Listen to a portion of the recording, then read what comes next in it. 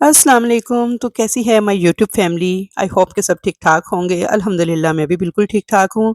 तो आज मैं आपको बनाना सिखा रही हूँ जी ये वनीला कपकेक्स और ये भी बगैर बीटर के, बगैर बटर मिल्क के, बगैर ओवन के। पतीले में हम बहुत आसान तरीके से तैयार करेंगे और यहाँ पे आप देखिए कितने सॉफ्ट और कितने मॉइस्ट किस्म के ये कपकेक्स।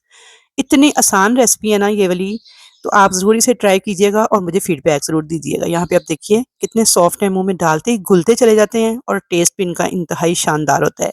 तो आज मैं आपको कप्स मेजरमेंट के साथ सिखा रही हूँ ये रेसिपी जो है। इसके लिए देखिए सबसे पहले मैंने मैदा लिया है 3/4 कप यानी पौना कप मैदा है। आप देख सकते हैं कि ऊपर से एक हिस्सा खाली है इसका।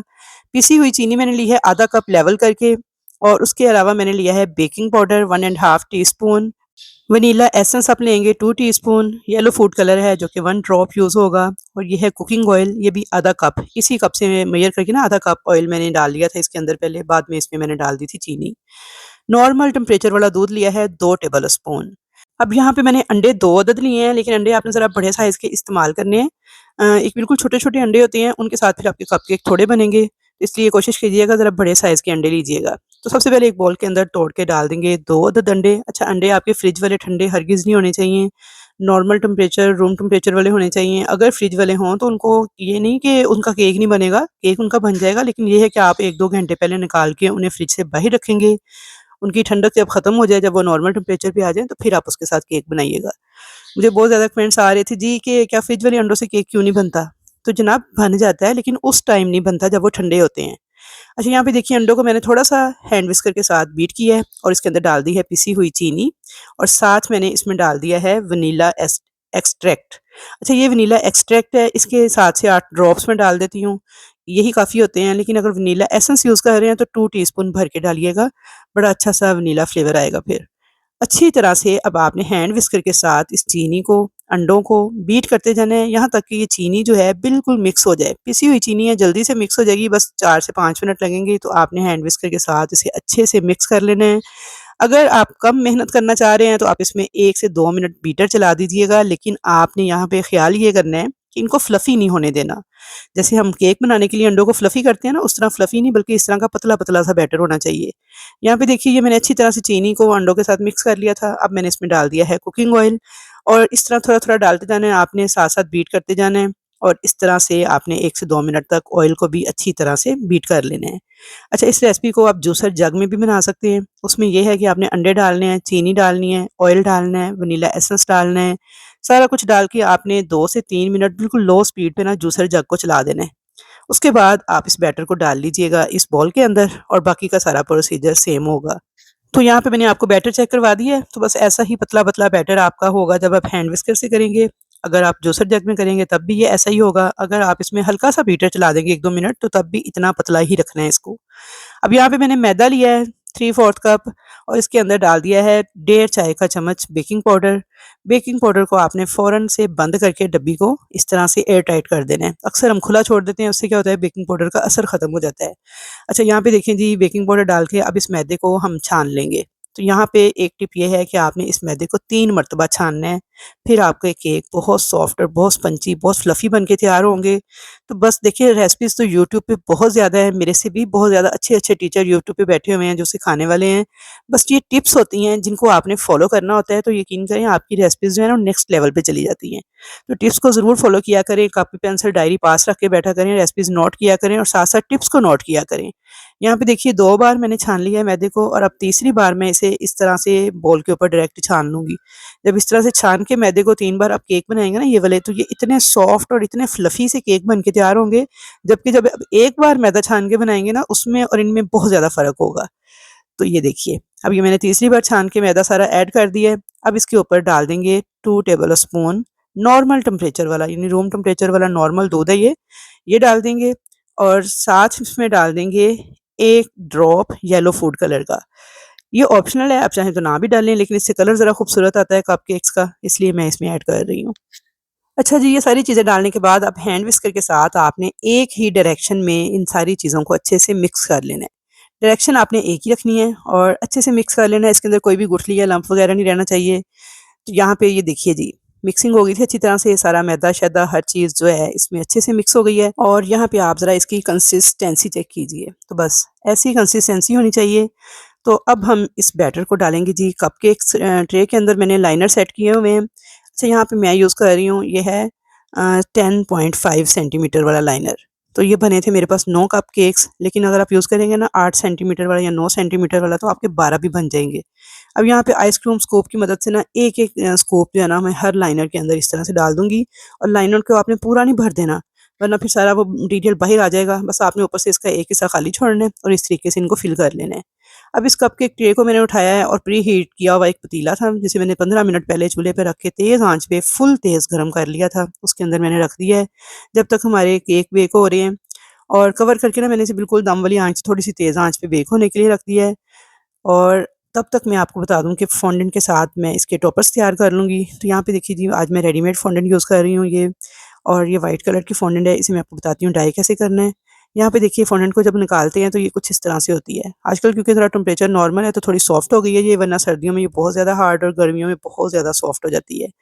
यहाँ पे मैंने तकरीबन, मुझे 2 टॉपर्स तैयार करने हैं, तो उसके हिसाब से मैं ले रही हूँ फॉन्डेंट। तो मैंने तकरीबन यहाँ पे अंदाज़े से लिया है। अभी मैं आपको इसका वज़न करके भी दिखा देती हूँ कि ये कितनी फॉन्डेंट यूज़ हुई थी मेरी 2 टॉपर्स को बनाने के लिए। तो यहाँ पे ये देख लीजिए, ये 41 ग्राम थी। तो थोड़ी बहुत ज़्यादा भी हो जाए तो कोई बात नहीं, लेकिन इतने से 2 टोपन मेरे बेहतरीन बन के तैयार हो गए थे। यहाँ पे सबसे पहले हम फॉन्डेंट को नीड करेंगे।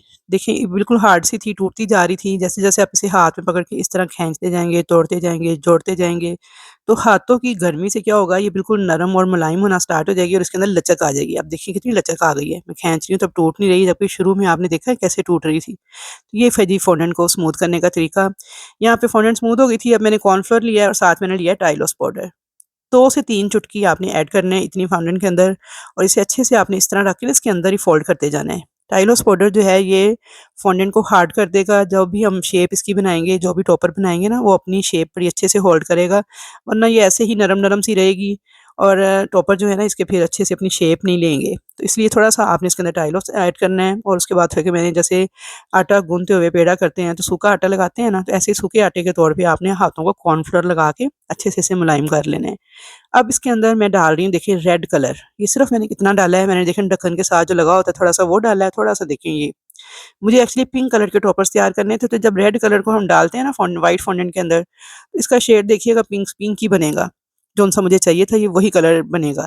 यहाँ पे देखिए जी, इस तरह से आपने फॉन्डेंट को दोबारा से नीट करते जाना है, ऐसे थोड़ा-सा कलर लगा के जोड़ते जाना है, जोड़ते जाना है और इसे इस तरह से करते जाना है। तो ये देखिए ये फॉन्डेंट डाई हो गई है। तो ये है जी तरीका फ़ॉन्डेंट को डाई करने का। किसी भी कलर की फ़ॉन्डेंट जो आपने डाई करनी हो लाइट कलर में, तो इस तरीके से आप कर सकते हैं।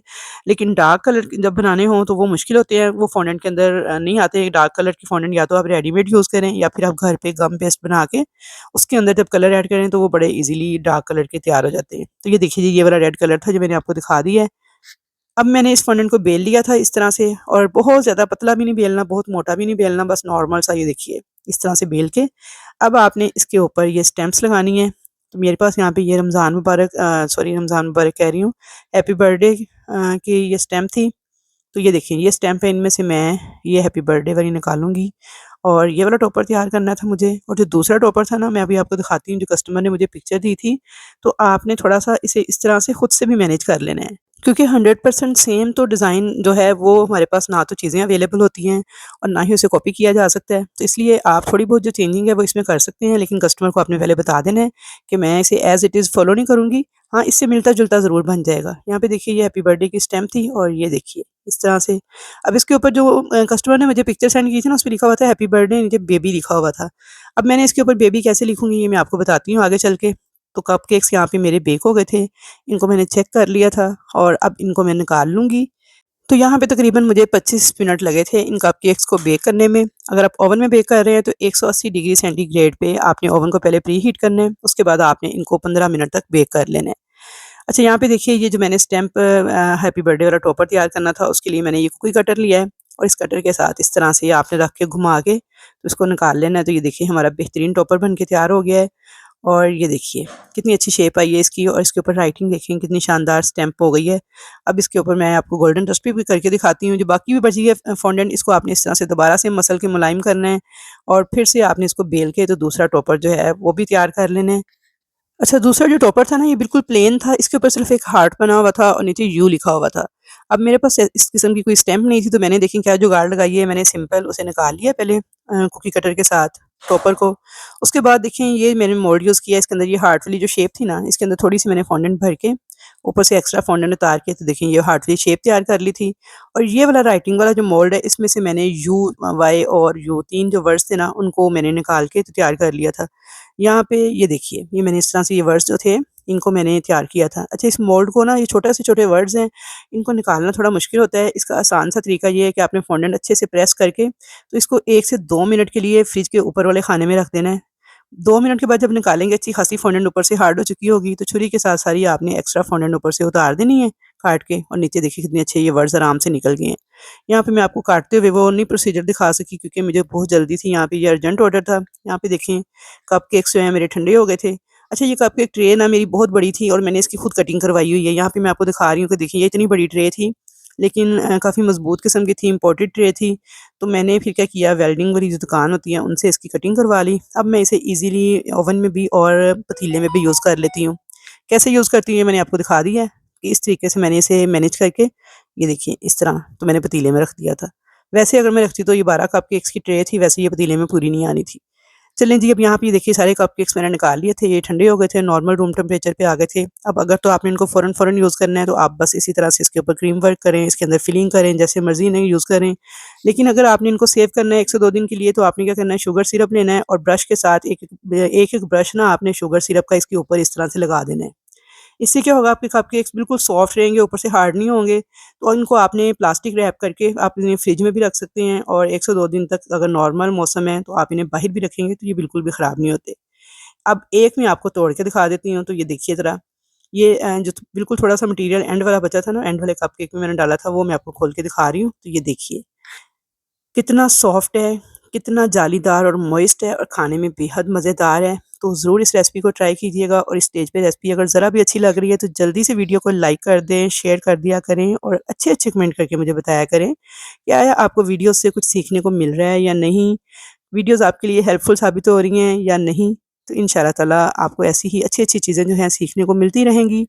यहाँ पे देखिए जी, इन कपकेक्स के ऊपर मैंने आपको बताया कि शुगर सिरप आपने लगा लेना है, अगर आपने इनको सेव करना है, तो बड़े सॉफ्ट रहते हैं ये।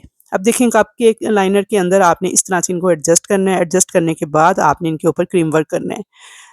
इस तरीके से मैंने क्रीम के साथ 2 कलर की क्रीम थी, ऑफ व्हाइट और पिंक कलर की, उसके साथ मैंने इनके ऊपर फ्लावर्स वगैरह बना लिए थे, जो मुझे कस्टमर ने पिक्चर सेंड की थी, उसके अकॉर्डिंग मैंने सारा इसे कॉपी कर लिया था, इस डिज़ाइन को। तो यहाँ पे देखें जी, ये व्हाइट क्रीम के अंदर मैंने एक ड्रॉप डाला था येलो फूड कलर का, तो ये ऑफ व्हाइट कलर की क्रीम बन गई थी उसके साथ, और दूसरी जो थी उसमें मैंने डाला था रेड कलर व्हाइट क्रीम के अंदर, तो ये बन गई थी पिंक कलर की। जोन-सा पिंक कलर ये आपको नज़र आ रहा है ना, ये रेड कलर मैंने डाला था सिर्फ़ 3 से 4 ड्रॉप्स व्हाइट कलर की क्रीम के अंदर। तो ये देखिए जी, ये मेरी पिंक कलर की क्रीम बन गई थी। इसके साथ मैंने इस तरह से डिज़ाइनिंग कर ली थी। ऊपर इस तरह से मैंने थोड़े पर्ल्स वगैरह डाल दिए थे। इसके ऊपर जैसे-जैसे ये डिज़ाइन कस्टमर ने सेंड किया था ना, उसको मैंने कॉपी करके इन कपकेक्स को रेडी कर लिया था।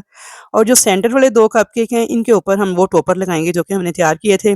तो यहाँ पे तो टॉपर्स मेरे अच्छे से ड्राई हो गए थे, तो ये देखिए हैप्पी बर्थडे के नीचे जो बेबी है ना, ये मैंने वही राइटिंग वाले मोल्ड से निकाला है, और हार्ट बना के यू जो है, ये भी मैंने उस राइटिंग मोल्ड से निकाल के फिर मैंने इन टॉपर्स को कॉपी किया था। अच्छा, अभी मैं आपको कस्टमर वाली पिक्चर भी दिखाती हूँ। तो ये देखिए, ये वाली पिक्चर थी जो कस्टमर ने मेरे साथ शेयर की थी, तो मैंने उन्हें बता दिया था कि सेंटर वाली जो 2 स्टेम्प्स हैं, मैं आपको इससे मिलते-जुलते टॉपर्स बना दूँगी। तो ये देखिए, इस तरीके से मैंने फिर इन टॉपर्स को मैनेज किया था। आई होप कि आज की वीडियो आपके लिए बहुत हेल्पफुल साबित होगी। कैसी लगी है आज की वीडियो, जल्दी से कमेंट करके बताएँ। तो इंशाअल्लाह ताला मुलाकात होगी आपके साथ एक अच्छी नई वीडियो के साथ। तब तक के लिए अल्लाह हाफ़िज़।